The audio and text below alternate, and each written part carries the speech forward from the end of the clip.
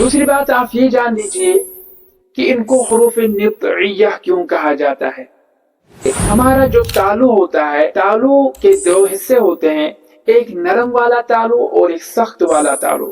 सख्त जो है वो तालु का अगला वाला हिस्सा होता है, और जो नरम वाला तालु होता है वो तालु का पिछला हिस्सा होता है। इसको हम हार्ड पैलेट और सॉफ्ट पैलेट कहते हैं। हार्ड पैलेट अगले वाले हिस्से को कहते हैं और पिछले वाले हिस्से को सॉफ्ट पैलेट कहते हैं।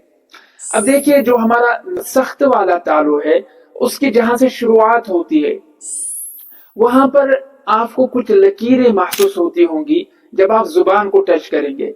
जहां पर वो लकीरें होती है उसी को नित्इय्या कहा जाता है, क्योंकि ये हुरूफ उन्हीं लकीरों के पास से अदा होते हैं, इस वजह से इनको हुरूफ नित्इय्या कहा जाता है।